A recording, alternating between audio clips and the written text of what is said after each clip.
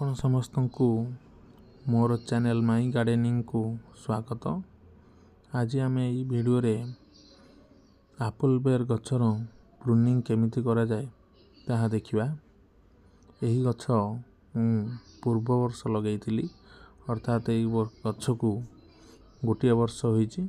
एथिरे फल मध्य भल आसीथिला। यह बल सुंदरी भेराइटी रो। प्रथमे आमे छोट छोट डाल को काटिबा, नहले बड़ डालटी को एकाथरे काटिदेले ताहा भांगी जीवार संभावना अछि। प्रथमे छोट छोट डाल को काटि नवा। देखंतु प्रथमे मु छोट डाल को काटि नेली।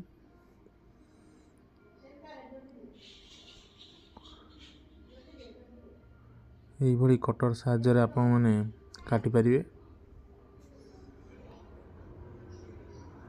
एबे यह मार्च रो फर्स्ट वीक मोर फल हार्वेस्टिंग करला परे मु गछ को काटिबा प्रूनिंग करूची। देखंतु प्रथमे छोट छोट डाल को काटि निबा। पूर्व वर्ष मु बल सुंदरी एप्पल बेर रो किछि गछ आनि लगैतिली। ताहा भल फल मध्य देइतिला। प्रथम वर्ष अल्प फल आसीतिला, किंतु प्रत्येक फलर साइज पाखापाखि 40 रु 50-60 ग्राम पर्यंत जाइतिला। माने मध्य एही भेराइटी ट्राई करि परिबे।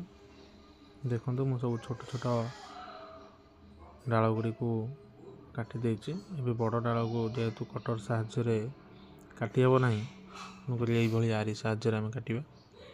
मात्र माटी रु एहा मु 8 रु 10 इंच रखी काटुछि, कारण यह प्रथम वर्ष कटिंग।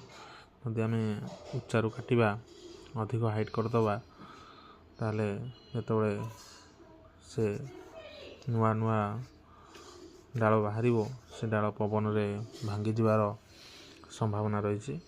तेणु करी आमे छोट करी काटिले यार मूल स्ट्रॉंग हबो एवं पवन रे भांगिबार संभावना कम रहिछि। प्रथम वर्ष रे यह 2 रु 3 डाल मोर बाहर थिला। प्रत्येक डालर हाइट समान रखी आपण माने मध्य काटिबे। जेहेतु प्रथम वर्ष रो गछ आपको तेणु ताकू टी आर्ली काटुची, कहीं ना मार्च मासरे काटिले तार ग्रोथ भल रहिबो। एते लेट करिबा ताले ग्रोथ टी कम रहिबो। यदि आपनकर 2 वर्ष 3 वर्ष रो गछ, ताले आपण माने मे मासरे पर्यंत मध्य प्रूनिंग करि परिबे, टिके लेट करी। देखंतु आ गोटे बड़ डाल थिला, ताहाको मध्य एमि सपोर्टिंग साहाय्य रे काटिबे। आउ काटला बेले पूरा एक समान ने काटिबे एवं टिके तेरछा करी काटिबे, एंगल करी, जेहेतु जेमिति कि वर्षा पानी ताहा मध्य रे जमा ही रहिबो नाही, नहले फंगस लागिवार संभावना रहिछि। टिके सपोर्टिंग देले ताहा फाटिबार फाटिबो नाही। आउ सरला परे जे कोनसी गोटे फंगिसाइड आपण माने व्यवहार करिवे, नहले फंगस अटैक करिवार संभावना बेसी रहिछि। ये फंगिसाइड आमे दे देला परे कोनसी भी फंगस आ अटैक करि परिबो नाही एवं कोनसी डाल मध्य सुखिबार चांस मध्य नाही। जेहेतु मो पाखरे साफ फंगिसाइड थिला, मु करी मु ताको व्यवहार करूछि।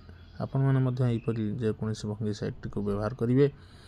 या परे आपण माने चारि पट को सफा करिवे। सफा कला परे सिंगल सुपर फॉस्फेट एवं सड़ा गोबर खत 5 रु 10 केजी देई ताको रेगुलर पानी देबे आवश्यक मात्रा रे।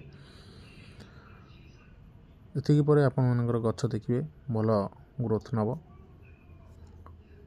एही वीडियो रे एतिकी इन्फॉर्मेशन रहिला। जदि आपण मानकु यह भल लागि थाए, लाइक एवं सब्सक्राइब करिया पई भूलिबे नाही। धन्यवाद।